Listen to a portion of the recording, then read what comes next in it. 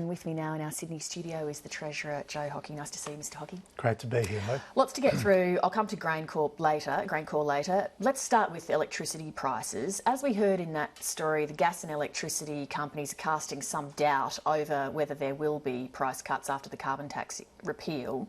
Does the Abbott government stand by its pledge that electricity bills will go down by 9% and gas bills by 7%? Yes, we do. And obviously we'll be giving the ACCC all the powers and resources it needs to ensure that all of those parties comply with the changes in the law. AGL, which supplies more than 3 million customers, says that there's a lead time of months for price changes to go through and that after July the 1st next year, non-carbon factors will drive price rises. It doesn't sound very much like people can expect cuts in their bills. Well, if you take the carbon tax away, then you are going to see a reduction in the electricity price. And Kevin Rudd admitted that before the election when he claimed that he was getting rid of the carbon tax and bringing in an emissions trading scheme which he claimed would reduce the cost of electricity.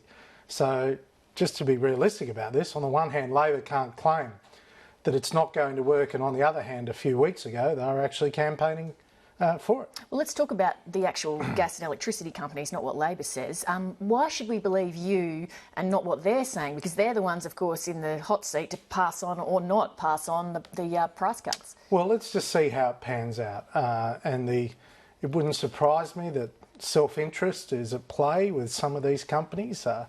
They're in a negotiating mode, if you like. From our perspective, there is no negotiation. The carbon tax has to go. And of course, the savings need to be passed through to electricity and gas consumers. Would you expect that in people's very first bills after the carbon tax repeal that they should see an immediate reduction? Well, it depends on the timing of the bills. I can't give you a box and dice on that.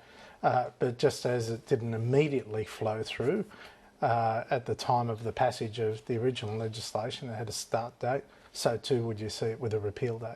You did a press conference on October 23rd where you used the CPI figures to point out from the time at which the carbon tax had come in that Labor had been responsible for a 22% increase in electricity prices. Is it reasonable then for the public to apply the same standard for you and look at basically from when the carbon tax repeals comes through, what does the CPI shows happens to electricity prices? Look, I would expect the public to hold us to our word.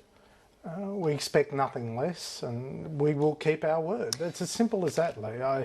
The issue at the moment in play is that Labor doesn't want to repeal the carbon tax, and their partners, the Greens, are also not wanting to repeal the carbon tax. So Labor is completely disregarding the outcome from the last election, and instead, Bill Shorten and his team are now arguing that electricity prices should be higher.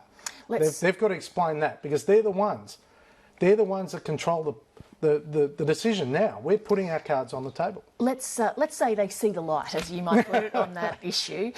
If only they would see the light. Yeah. Do you accept that on this issue, that for you, it's a huge article of faith with the electorate because you went to the election, you said we're going to axe the tax, you're going to see these reductions in your price bills. Do you accept that if those things don't happen, that you will have breached some trust with the electorate? No, they will happen. Prices will come down and certainly be less than what they would have been if not for the carbon tax.